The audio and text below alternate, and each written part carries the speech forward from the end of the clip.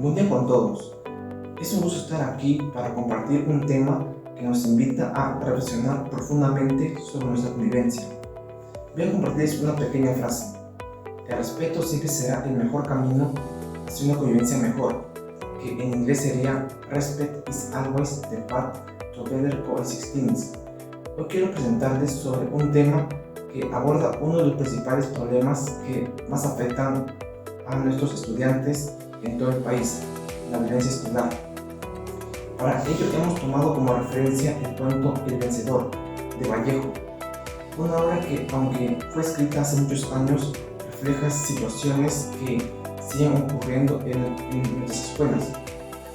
Voy a compartirles los aspectos importantes que vamos a ver en este video: la biografía de Vallejo, contexto del cuento y argumento, descripción de 3 escenas de discriminación, desigualdad y abuso de poder, descripción y análisis sobre el tema relacionado con el ODS 10 o 16 y una pequeña entrevista, análisis del video y reflexión sobre el tema.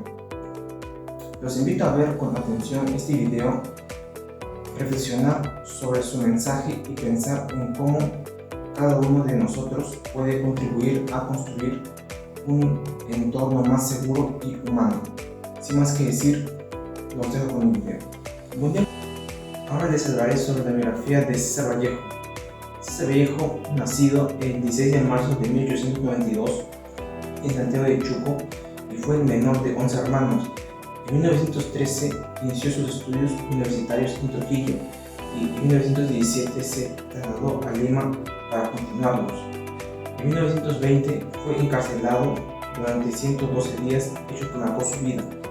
A los 31 años, en 1923, viajó a París, donde residió aproximadamente 15 años. En 1934 contrajo matrimonio con Georgette Philippot. Participó también en actividades políticas durante la década de 1930 y viajó a España en 1937, en el contexto de la Guerra Civil. Finalmente falleció el 15 de abril de 1938, a los 46 años, y fue sepultado en el cementerio de Montmartre. Bueno, ahora les hablaré sobre el contexto del cuento y un breve argumento. El contexto trata sobre El Vencedor. Se sitúa en el Perú de las primeras décadas del siglo XX, un periodo en el que el país enfrentaba profundas desigualdades sociales, tensiones políticas y un sistema educativo que todavía aplicaba castigos físicos y una disciplina muy rígida. Las escuelas, lejos de ser solo espacios de formación, reflejaban mucho de las estructuras autoritarias de la sociedad de ese tiempo: la jerarquía estricta, el abuso de poder y la normalización de la violencia como parte del proceso educativo. En medio de este contexto, Vallejo observa cómo estas prácticas afectan la vida emocional y moral de los estudiantes, quienes no solo aprendían contenidos, sino también formas de relacionarse basadas en el miedo, la agresión y la injusticia. El Vencedor surge entonces como una crítica directa a esta realidad, mostrando cómo la violencia escolar puede dañar profundamente a quienes la sufren y perpetúan un modelo social opresivo. Y el argumento trata sobre el cuento, narra la historia de 2 escolares, Canso y Junco, que se enfrentan en una pelea dentro de la escuela. La violencia surge por la rivalidad y la competitividad entre ellos, reflejando un ambiente de tensión y confrontación que muchos jóvenes pueden experimentar. A través de esta situación, Vallejo muestra cómo los conflictos en la infancia no solo son físicos, sino también emocionales, y cómo las acciones de los individuos afectan a su entorno. El autor busca destacar la crítica a la violencia escolar, evidenciando sus consecuencias y haciendo que el lector reflexione sobre la necesidad de la comprensión, la empatía y la resolución pacífica de conflictos. En escena se observa cómo el niño más fuerte del salón humilla públicamente al protagonista delante de todos sus compañeros por su forma de hablar y de su timidez, mientras el resto del grupo guarda silencio o se ríe. La burla se convierte en un acto colectivo donde el agresor gana poder y el niño vulnerable queda expuesto. Esta escena muestra cómo la violencia puede iniciar con palabras y con la pasividad que quienes rodean al afectado. En la segunda escena, el abuso del poder se vuelve parte de su rutina escolar.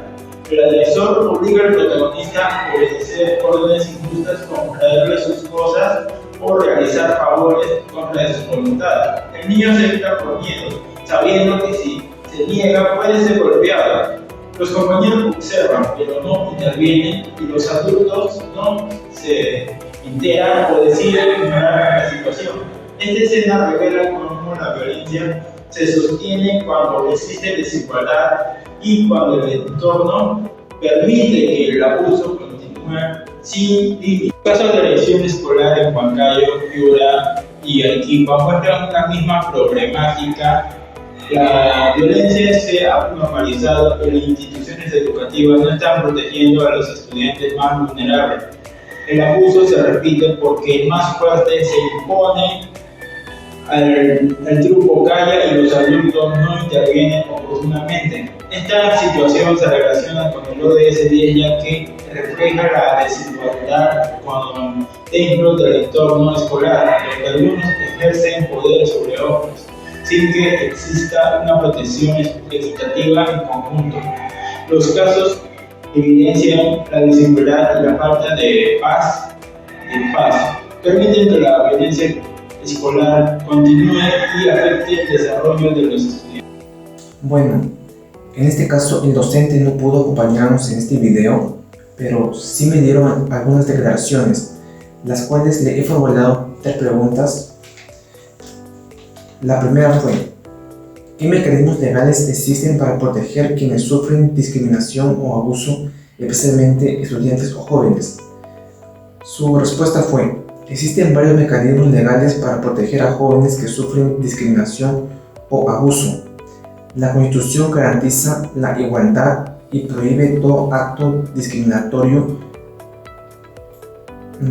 Leyes como la convivencia escolar obligan a los colegios a activar protocolos de protección si el caso es más grave, y la víctima puede denunciar entre la policía, el Ministerio Público o acudir a la Defensoría del Pueblo. Incluso es posible presentar un amparo cuando se vulneran derechos fundamentales. Esa fue su respuesta. Ahora, en la segunda pregunta planteada fue: ¿qué tan difícil es para una persona común defender sus derechos comunes tratada injustamente? Su respuesta fue: para una persona común suele ser difícil defender sus derechos cuando es tratada injustamente, principalmente por la falta de información legal, el miedo a represalias y la burocracia a los procesos. Muchas veces no se suele acudir o denunciar. Sin embargo, existen instituciones como la Defensoría del Pueblo y asesorías legales gratuitas que pueden ayudar a que ese camino sea más accesible. Y la última pregunta planteada fue: ¿qué cambios considera urgentes para garantizar que todas las personas tengan las mismas oportunidades legales? Su respuesta fue: cree que los cambios más urgentes sean mejorar el acceso a la información legal, fortalecer la asesoría jurídica gratuita y hacer que los procesos sean más rápidos y menos burocráticos. También es clave capacitar a las instituciones para que actúen sin discriminación. Solo así todas las personas podrán ejercer sus derechos en igualdad de condiciones. Gracias. Eso fue todo. Lo visual evidencia que la violencia escolar no es un hecho aislado, sino un proceso que se desarrolla cuando un agresor abusa de su fuerza y el entorno permanece en silencio. A través de las escenas se observa cómo las burlas, la intimidación y la agresión física se consolidan porque los compañeros no intervienen y los adultos no establecen límites claros. Esta convierte al agresor en un supuesto vencedor, mientras la víctima sufre en silencio las consecuencias emocionales, físicas del maltrato. Reflexionar sobre esta situación nos lleva a reconocer que la violencia se mantiene gracias a la indiferencia de cada persona, observa y no actúa, refuerza el poder del agresor. Por ello es fundamental promover una convivencia basada en el respeto, la igualdad y el diálogo, donde estudiantes, padres, docentes trabajen unidos para prevenir estos comportamientos. Solo cuando dejamos de normalizar la agresión y asumir un rol activo en su rechazo, podemos construir entornos escolares más seguros, justos y humanos.